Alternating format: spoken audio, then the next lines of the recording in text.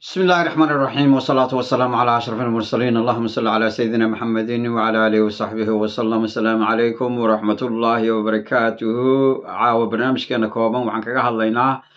مرخانتي عن كالنقضي ومرخانتي شموري يوه وحوي محن كل هذا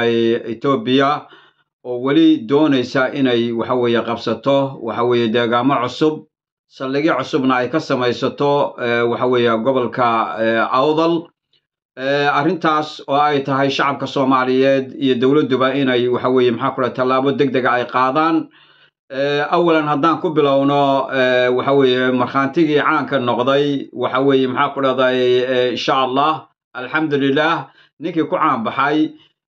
waxa weeye Shamuuri Ilaahay subhanahu wa ta'ala ha xifdiyo geesinimada iyo daacadnimadu waa taas weeye caawa waxa weeye maxaan ku leedahay wuxuu marayaa waxa weeye qofka ugu caansan ee dadka Soomaaliyeed ayuu ka mid yahay waxa kaloo ku dhacday waxa weeye maxaan ku leedahay dulmiga yaala magaalada caasimadda ah runtii magaalada Xamar iyo cabsida ka dadka haysata waxa weeye waxa ka marxanti kacaya waxa weeye ninka daacadda ah in looga dhigay waxa weeye ama shaqadii looga joojiyay waxa weeye maxaan ku leedahay yani marxantiga oo furay darteed muqdisho waa taas caasimadda dalka aynu sugayno aynu wax ka sugaynaa waa taa weeye marka waxa leeyahay dadka Soomaaliyeed waxa weeye insha Allah bismillaahi kariim waxa iman doonta xilli ay dadka Soomaaliyeed ay wax iska weydiiyaan oo ay ka tashadaan caasimadda waxa weeye maxaa ku leedahay Soomaaliyeed meesha uu noqon doonta mustaqbalka arrintaana insha Allah waan ka hadli doonaa barnaamijyada soo socda sida aan ballan qaadnay ayaynu kaga hadli doonaa haddii alla yari waxaan kaloo aan magaranaysaa barnaamijkeena aynu ku soo qaadanaynaa warar sheegaya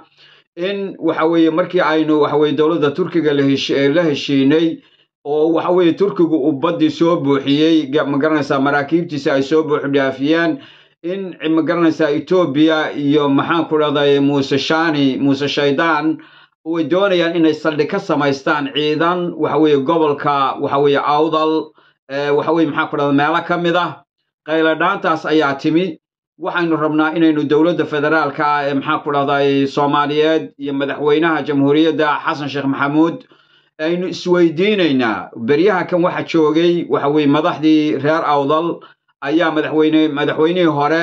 magaranaysa maxaa ku dhacday awdal state iyo hogaamiyaha ruuxiga ah ee awdal state iyo dhammaan dadkii waxgaradka reer awdal state waxa ay joogaan caasimadda maxaa ku leedahay Muqdisho hadda dhowr toddobaad bay joogaan welina wax muuqda lagama hayo way ay dawladdu talaabo u qaaday laadahay ma goorta xeeriyo fandhaal kala dhacaan bay dawladdu mar walba maxaa dawladda ama garanaysa ay u sugtaa marka xeeriyo fandhaal kala dhacaan waynu ogeyn Turkiga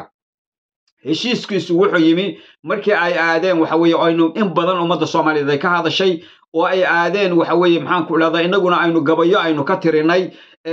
magaranaysaa maxaan ku leedahay oo ay Masar aadeen oo Imaaraadka aadeen oo waxa weeye maxaan ku leedahay ay magaranaysaa Uganda iyo magaranaysaa ay aadeen oo meelo kale ay soo daaleen oo meel walba ay magaranaysaa gidaarka madaxa ku soo dhufteen marka ayay Turkiga la heshiiyeen marka su'aashu maxay tahay waxaynu isweydiinaynaa ummadda Soomaaliyeed aaway dadnimadeedii aaway damiirkeedii aaway dalkan waxa weeye shisheeye ma laha dalkan waxa leeyahay Xasan Sheekh dadka Soomaaliyeed baa iska leh dadka Soomaaliyeed inuu abaabulo oo si fiican u maarj gareeyo oo uu hadda gobolka awdal waxa weeye iyo gobolka magaranaysa maxaa ku dhahay SSC labada maamul uu ka shaqaysiyo oo ciidamada uu geeyo oo dhaqaalaha uu magaranaysa u furo oo hadda uu maamul ugu dhawaaqo maxaa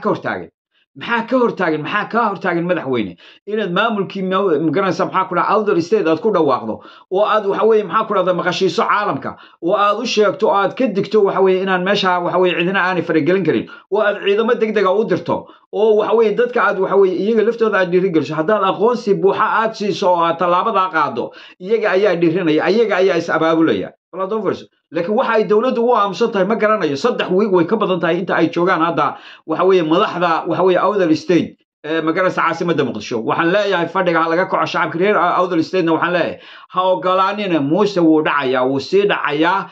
qorax dhacaysa ayaana idin galaafanin marka waxaan leeyahay Allah idin barakeeyo waxa weeye maxaa ku leedahay wadanka aan difaacano SSC lafteeda waxaan maqlayay inay leeyihiin waxa weeye maxaa ku leedahay isku day waxa weeye maxaa ku leedahay dagaal inuu halka ka wado